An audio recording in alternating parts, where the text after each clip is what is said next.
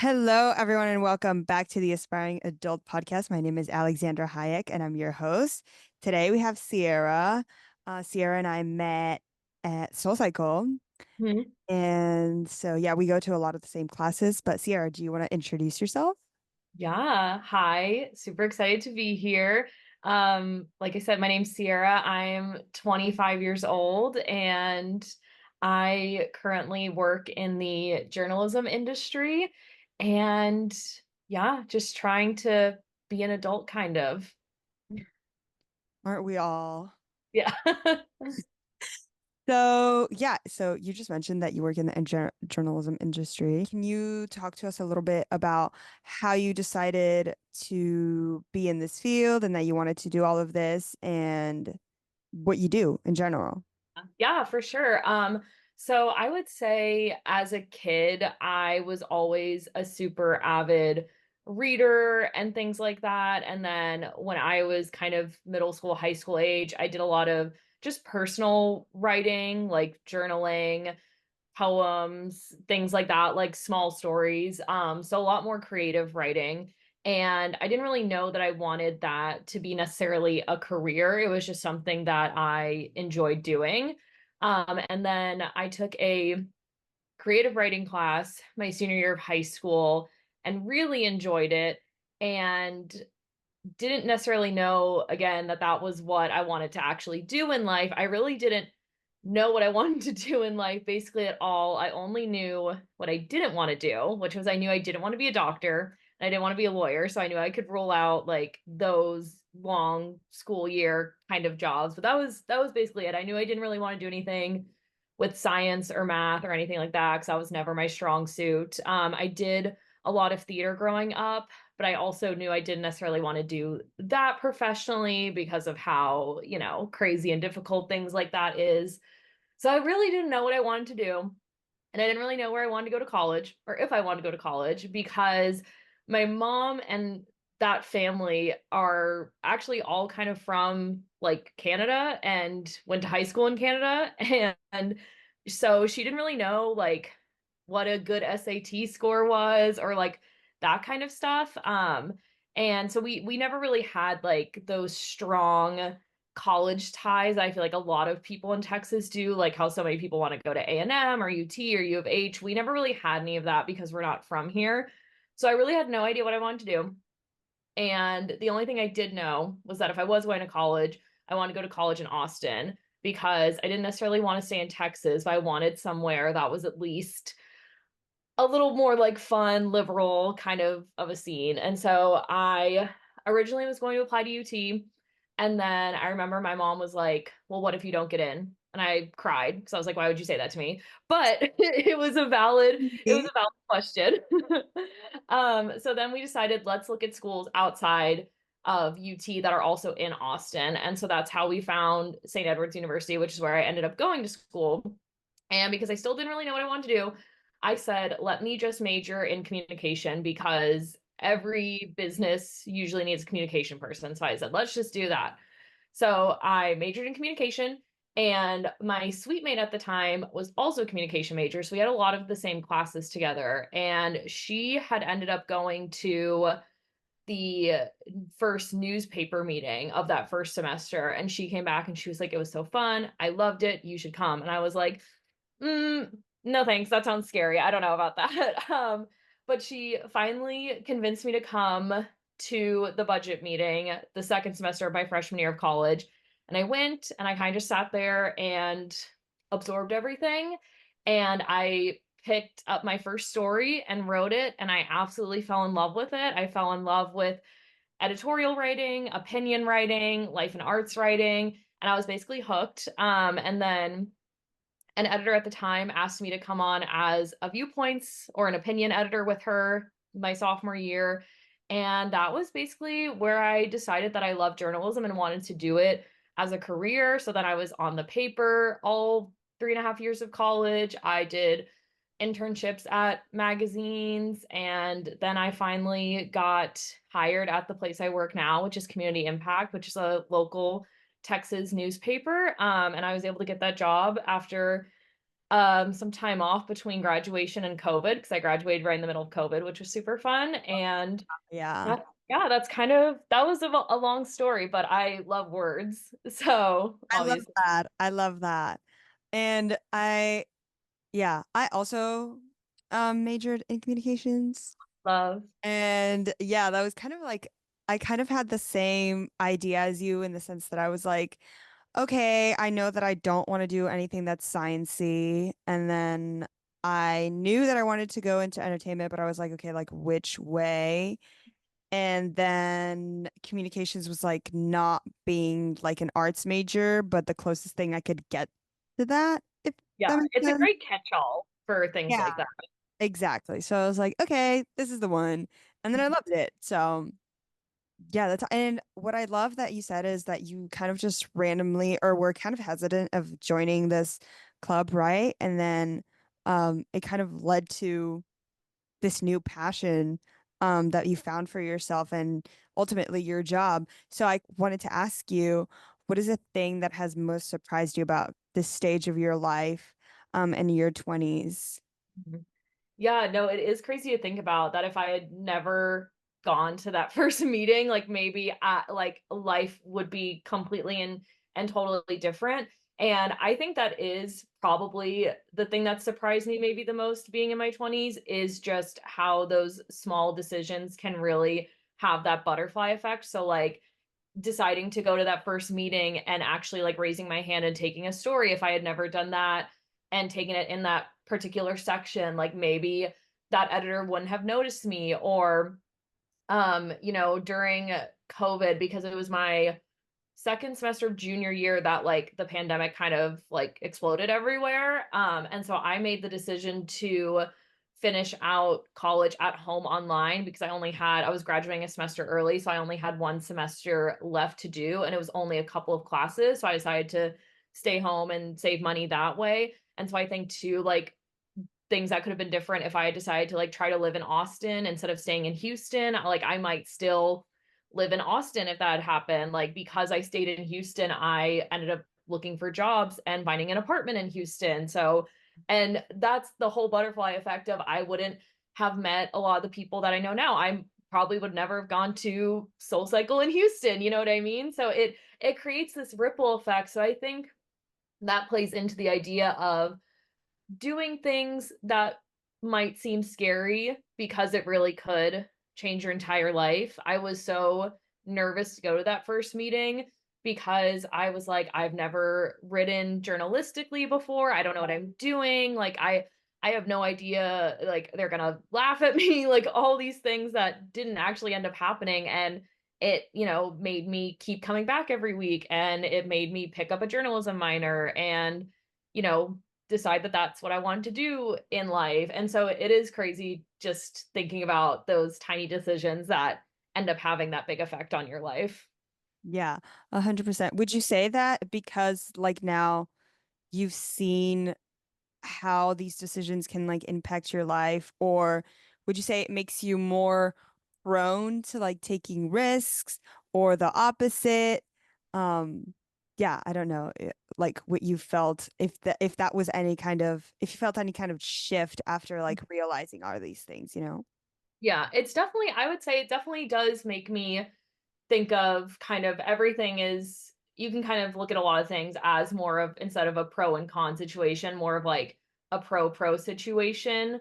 Like there really just usually there isn't a terrible side effect of taking risks. Now, I'm not the person who's going to like jump out of a plane or anything like that and that kind of risk, but I would say like risks such as I was also really nervous to go to my first Soul Cycle class because I had never really done a class like that. So I was like, what if I can't keep up? What if I look stupid? All these things. And I did it and I loved it. And that also really changed my life because that led me to all of y'all and to Meg and to working for her now part-time. So it's like those things that I feel like when the cons are those kind of silly little cons that we come up with in our head of like, oh, what if they judge me? What if they this? That's when you really have to take the risk. I think too, another thing that was like a big change or effect in my life was after I graduated and everyone was still kind of stuck at home and there was like no job prospects for me. I ended up working retail, which I never thought I would actually do. And I ended up loving it and staying there for 2 years and made some amazing connections and friends that way. And so that's just another tiny decision to send in that application that just like changed my life. So I don't know. I think when the risks are safe and when like kind of the side effect, the negative side effects, when they're so small, you kind of just have to say screw it and do it. Yeah, and I think a lot of the times when they're that small, it usually has to do with like the way we perceive ourselves or like our fears of what other people will think and not like actual tangible changes that it might cause to our life that like might derail it, you know? Oh, Like totally. that I makes think sense. it's the biggest thing I always have to tell myself is no one else is paying as much attention to you as you think they are because I consider myself a pretty normal person. When I'm out and about, I'm not looking at other people and intensely judging them for these things that I think other people are judging me for. So that's something I always have to remind myself is probably no one cares and they're just trying to get on with their own life and do whatever. So I might as well do the same thing. Yeah. No. Whenever I learned to like have that mindset shift in my head, I was like, wow, life is so much better this way. Like there's a whole other world. That's crazy. Yeah.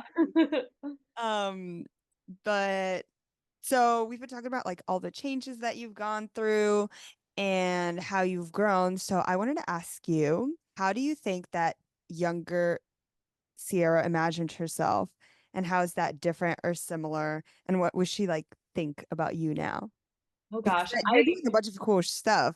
Yeah. I get to the whole Bookstagram. Oh, yes, yes. Quick plug. Yes, I do have a Bookstagram. It is Sierra's Rockin' Reads without a G on Rockin'. And I that's actually another kind of like small decision where I was like, what if people make fun of me? What if they think this is stupid? And it has led me, I think at this point I've read 107 books this year and I absolutely love being on it and I've gotten like free stuff out of it. So That's awesome. yeah, but yeah, no, I love that question. I actually think about that all the time because I'm 25, so like almost 10 years ago would have been when I was like 15, 16 years old, a teenager, which is obviously when all the volatile emotions and changes are happening and you're really figuring out, who you are and what you like and kind of your values as a person. And I think younger me would just be I think she would think that I am such like a cool girl. And I think that's what I always Ah, wanted. You know what I mean? Like I think she would just be really impressed that me now really tries not to care what people think because I would say like as a kid and a teenager, I was just so self-conscious about what other people thought of me or how I appeared to people or what people's perception was of me. And at this point now, I personally feel like around the ages of like 23, 24, I started to really kind of figure out really who I was and what I liked. And that's when I started doing a lot of things alone and really just cherishing my alone time and wanting to enjoy the person that I am because at the end of the day, we are the ones we are stuck with. There's no one else who's going to be around all the time. We are always in our brains and we can't get out of it, unfortunately. So I really tried to figure out what kind of person I would enjoy being around all the time and making myself into that. So just doing a ton of things alone, like going to the movies alone, eating alone, just all the things of doing things alone. And I found that doing that really helped me go do more things because I wasn't waiting for other people to want to do them or other people to want to go with me. mm-hmm. And I think when I was younger, even though I did like being alone, it was more of in a kind of like shyness way of not wanting to like put Right. myself out there. Yeah. Um, and so yeah, I just think that like younger me would just be really proud of all the things that I've done just in terms of, I never thought I would live alone. And I mean, I don't live alone. I have a roommate, but I never thought I would like live in an apartment like in the city. I never thought that I would have my own car. I actually, when I was a teenager, I never thought I would drive because I had a lot of car anxiety. So I never thought I would, Wow. yeah, I never thought I would be able to drive long distances at all. And, now obviously I drive basically every single day. Like teenage me would have never thought she could do that. I never would have thought that I could find an exercise like Soul Cycle that I love so much because I like had a lot of exercise anxiety as a kid too. So it's just all these things I never thought I would do that I do now that I think younger me would be like, oh my gosh, she's killing it. That's so awesome. I love that you say that because I feel like a lot of the times um like people can put pressure on themselves to like not be necessarily where they quote unquote imagine themselves, but I think what's most important is the way that you are, right? And the progress that you've made. And I love that like that's kind of what younger Sierra would be proud of. Yeah, Um, I think a lot of times too, it's we like I think sometimes I do still struggle with this, but there is always this idea of a timeline that we need to be on. Like I need to be married and have kids and be in my dream career by the time I'm 30. And I'm looking around, I'm 25. I'm actually like 25 and a half, I guess now, because I'll be 26 in January. And I'm like, do I really think I'm going to have house, kids, marriage, dream career in 4 years? Like, I don't know. Maybe that cool if yes, but if not, who cares? There's not this, I feel like, especially as women too, we're put on this like weird timeline of having to have things figured out and in place by a certain time. And as I've gone older, I've one, realized that maybe those aren't things that I want. And two, I've seen so many of my friends who are older who don't have those things at that age, but are so fulfilled in life in other ways that it doesn't even matter that they're not on this timeline that we've been told we need to be on. I wanted to go back a little bit to what you said about alone time, Mm, because I found that to be super important, and the distinction that you made was really interesting, and like I'd never noticed it, but it's so true where like when you're younger, you feel like being alone, either you do it on purpose and it's like a way to like kind of shield yourself and protect yourself. Um, and now that I'm like older, I do a lot of things I alone because like you said, I don't want to wait around for other people mm, to like do it with me and then I'll most likely never be able to do it, you know? mm. And I tell my friends all the time to like specifically for concerts, which is such a like little thing, but that's kind of like where really started to like do things alone, you know? I love an alone concert. Oh, going to a concert alone is so fun. If you Love haven't done it, to the listeners, if you haven't done it, try it. You will be amazed. Like it is so nice because you don't have to depend or rely or leave or get there a certain time, but whatever you want to do, it's great. Like just try it. Maybe not like at a super big concert for your first one, but like a little tiny one. Like just try it. It's so fun. No, I totally agree. The I want to say who was the first concert I went to alone? Oh, I went to go see Chase Atlantic at the House of Blues alone. So fun. But no, I decided to do that because I'd rather go alone than go with somebody who kind of sort of wants to go. And then I had this experience, but this was a while ago, with a friend who just like, I don't know if she doesn't like concerts or whatever, but she was just like sitting the whole time. And so in my head, I'm like always worried about if anybody's having a good time. So I'm like, oh, she's not having a good time. And it's like, why Yes. am I worrying about her not having a good time when I should be worried about me having a good time? Yes, exactly. I was the same way. I think I don't remember what my first alone concert was. I think I started going alone to concerts maybe in college, but I do remember a couple years ago I wanted to go see Phoebe Bridgers and like basically none of my friends like listened to her at the time because this was like in I don't know, like 2021, 2022. And I was like, I'm not missing seeing Phoebe Bridgers. I'm going alone and I Yeah. don't care.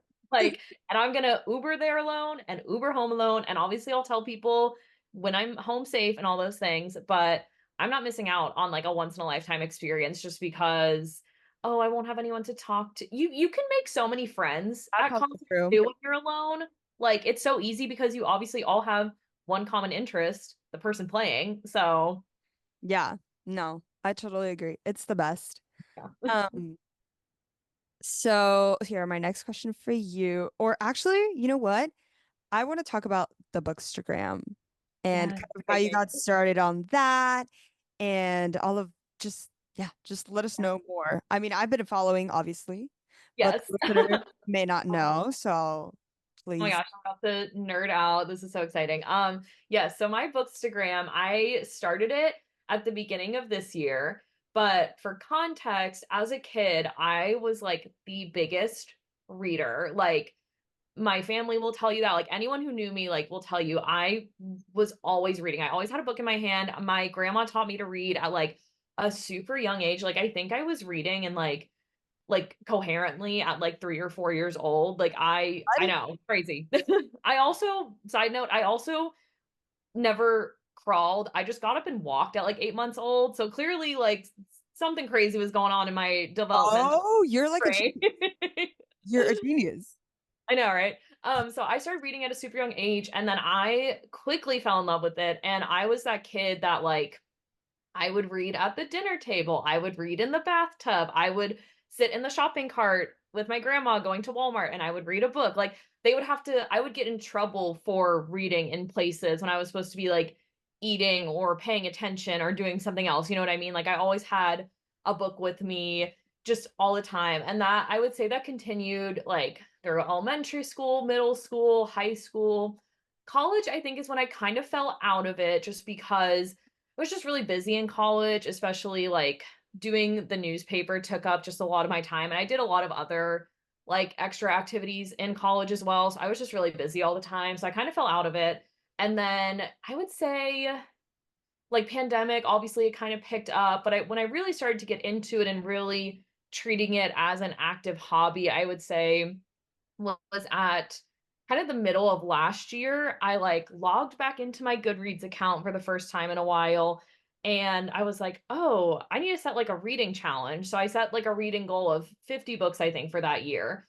And I didn't start like actively working towards it until the end of the year and I hit it and I basically kind of just discovered these, other Bookstagram accounts, Book Talk really started to blow up at that time. And so I just kind of like fell in love with the community and I was like, why don't I just make an account? So in January of this year, I made an account and I started really getting into it. And like every book I would read, I would post a review for, which I don't do as much anymore because that's also very time consuming. But I would post Yeah, like I can. every book that I read. Yeah.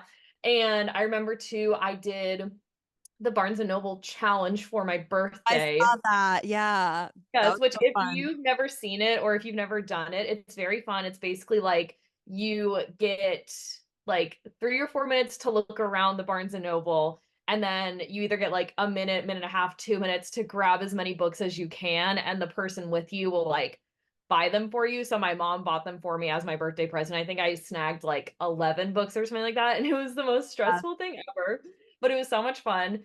And so I think having the Bookstagram, like it's like kind of twofold. It's like reading makes me want to post on Bookstagram. Bookstagram makes me want to read more because I get so many recommendations from there. I get just like inspired by other people's reviews. I joined that this year. I joined a virtual book club and a physical in-person book club at Brazos Bookstore. Quick plug for that. So I'm just always surrounded by people who love to read and I'm always posting on Goodreads and going and buying too many books and going to the library and I actually recently just bought a Kindle as well on Prime Day. So now I'm truly unstoppable. I saw that. Um, that's amazing. Like, I love that you're, doing all of this, like taking all these hobbies and like really like developing them and then just like really getting into your book nerd Yeah. vibes. I love that. What book are you reading right now? Ooh, so I'm very guilty of I read a lot of books at once. So I would say off the top of my head currently I'm I'm reading, yeah. So I just started this one book called Next of Kin by Hannah Bonham Young, I think is her name. I've read two of her other books and like absolutely loved them. I'm also reading a like nonfiction book about the radium girls, like the ones who worked in the radium factories and got like Oh, radium poisoning. It's like, crazy. And it's kind of gross, like the medical side effects, but it's like a nonfiction account of it. It's called like the Radium Girls, like America's Young Shining Women or something, 'cause they literally glowed in the dark from it. Like it's that's insane. crazy. And then also reading, I'm also reading this book called My Husband by Maud Ventura, I think, and it's a French translation book about a woman who's obsessed with her husband and she's a little cuckoo crazy. I'm Oh, reading anything else. I might have a couple others that I'm in the middle of. And then I would say, in terms of physical books, I just finished the two most recent physical books I just read was Youth Juice, which is like a satire kind of horror book on the beauty industry or like the wellness industry. And oh, then I also just read Mad Honey by Jodi Picoult, who's one of my all-time favorite authors, and that one was amazing. So I always have so many books at once. It's so hard when people say like, "Oh, what are you reading?" I'm like, what am I reading?" Because there's just too much to, and it's like I would say on my bookshelf right now, I'm looking at it. I have about like 40 unread books on it right now that I've bought this year that I need to read. Like I love buying books and getting new ones. I'm kind of addicted to it. It's a bad habit. I set a goal for like definitely not as big as yours for 24 books this year. Yes. We So love it. I believe in you. Yeah, I had my original goal was 100 and then I already hit that. So I had to bump it to 150 and that's eventually I'll bump it to 200. I'll just keep bumping it until the year's over. that's insanely fast reading. That's Yeah, I will say I am a fast reader, that is true, but I've realized that I would say when because so many people are always like, what do you mean? Like how have you read that many books? Like, how do you have the times? It's like I do have a job, you know what I mean? Like I do have to work during the day, unfortunately. But I will say, on the weekends or after work, when probably a lot of people watch like movies or TV shows, or they have like kids to take care of, or dogs to take care of, or a significant other to hang out with, which I don't have any of those currently. Um, I will be reading. I read on my lunch break at work. I I also really love going to movies. Like I'm also very active on Letterboxd and I'm always seeing movies, have a unlimited movie count and everything. But I will literally take my Kindle now with me and have it in my bag during like before the movie starts and I'll like read before the movie. So I just like I bring it everywhere with me. that's awesome. That's impressive. Yeah. I started reading again really like in the pandemic because I just had like you couldn't do anything else. So I was like, oh, like let me start reading again. And then Yeah. yeah, I've fallen in love with it again. I mostly read like romance and then some nonfiction. And then I yeah. love a romance. Love a romance. So good. I love all genres. I'll pretty much read anything. Okay, but you will have to send me the one about the crazy wife, the French one about the crazy wife. Oh, yes. I That will. one's I'll send you a amazing. picture of it because I have it on my Kindle right now. Okay. I love that. Okay, so um my next question, my last question for you is what is something that you're looking forward to or what is something that you're overcoming or both? Ooh, love. Okay, I can do both. Something I am looking forward to, I would say. So I'm just really looking forward to the hot weather being over and done with. I know it's not happening soon. Every day I pray it will happen soon. I love a cold weather moment.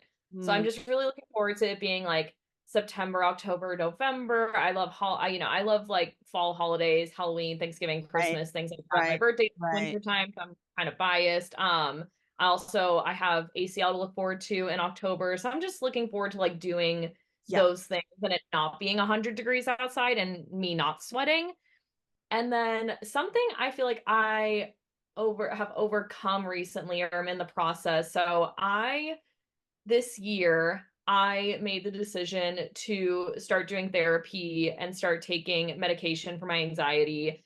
And I was always really hesitant about it because I thought that doing that was admitting that I had like a problem or that there was something wrong with me or there was something that needed to be fixed.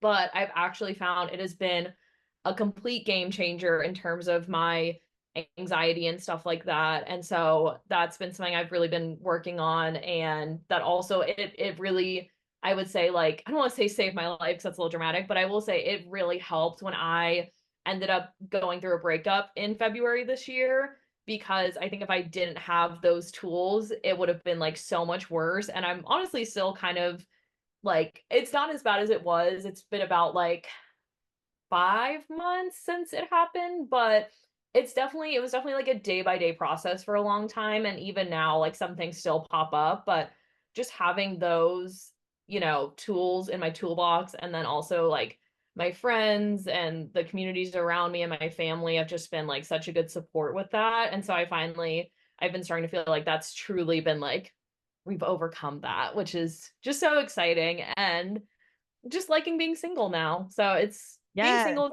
underrated. Yeah.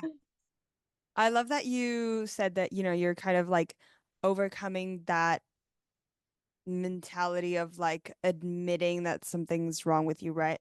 Like all of Mhm. us can go through, um, I'm obviously not saying that all of us have like deep mental Yeah. issues that like, but I feel like I think it's as cheesy as it is, it's like it's okay to admit you're not okay, you know? Oh, totally. Because I was, especially once I finally felt it starting to work, I was like, oh my God, I feel so much better. Like, why would I ever want to be back in the place that I was like before that? And like, obviously, everything works different for everybody. Like, medication doesn't work for everyone. Sometimes you have to find the right medication. I was, grateful or thankful enough for the first one I tried to work. And, finding a therapist can be difficult, but I just know like having those two things there is just it makes a world of difference whenever like hard times kind of come up in life. Yeah.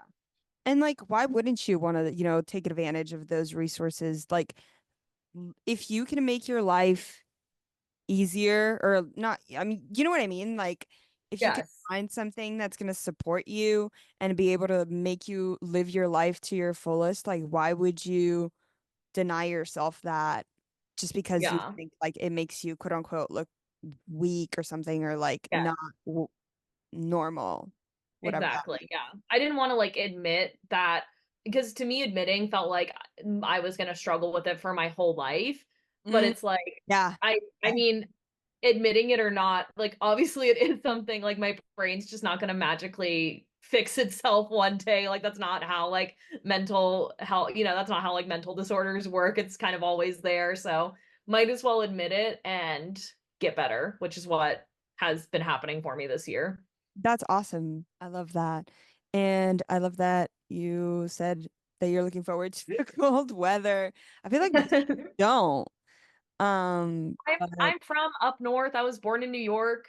Family's from Canada and England. We are northerners to our core. Me and my mom cannot stand hot weather. We get overheated so easily. So I'm over this 100-degree heat and I'm over these random rainstorms happening while I drive. the storms are crazy.